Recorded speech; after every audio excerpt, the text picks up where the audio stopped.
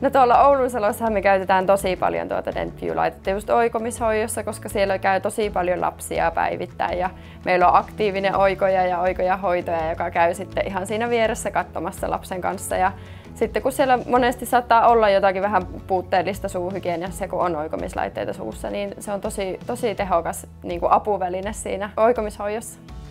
Sitten monesti näkee vanhemmat lapsen kanssa katsomassa niitä yhdessä sitä laitetta käyttämässä. Että se on hyvä, että saavat niinku yhdessä vanhemman kanssa käyttää sitä. Ja mun työtä helpottaa myös valtavasti se, että siellä on se 3D-sovellus, josta mä saan ihan lyhyitä videonpätkiä. Jos mä haluan näyttää pelkästään vaikka sähköhammasharjauksesta videon, niin ei tarvitse käydä sitä koko patteristoa läpi, vaan voi näyttää vain lyhyen videon.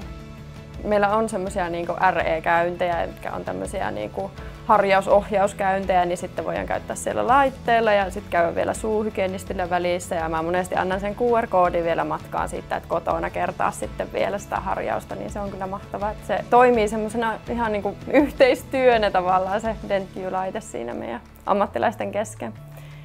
Sitten minusta on ollut ihanaa, että me ollaan saatu antaa palautetta siitä me ammattilaiset siihen DentView-laitteeseen ja kehitysehdotuksia. Että kun me tavallaan tiedetään, mitkä ne meidän tarpeet on, niin sitten me ollaan saatu heti vastauksia niihin siinä laitteessa, että ollaan heti saatu kehitettyä sitä laitetta. Sitten oli siisti juttu, kun saatiin vielä esitellä tämä DentView-laite siellä Suun Terveys Oulu Instagramissa ja haluttiinkin sillä tuoda tätä laitetta vähän tutuksi meidän asiakkaille, että he rohkenisivat tulla kokeilemaan sitä, koska se on tosiaan ihan kaikille käytössä. Musta on ihanaa, että tässä laitteessa on ajateltu myös kestävää kehitystä, että nämä kertakäyttöiset omahoitopakkaukset, jotka sieltä tulostuu, on ekologisia. Suun Terveydessä tähdätään koko ajan enemmän siihen ennaltaehkäisevään hoitoon ja me tarvitaan siihen tosi paljon enemmän resursseja ja kun niitä ei välttämättä ole meillä tarjolla, niin me tarvitaan jotain muuta vaihtoehtoa siihen, että miten me saadaan ennaltaehkäisyä parannettua. Ja just tämmöisen digitalisaation myötä niin tämmöinen laite on niin kuin ehdottoman hyvä siinä.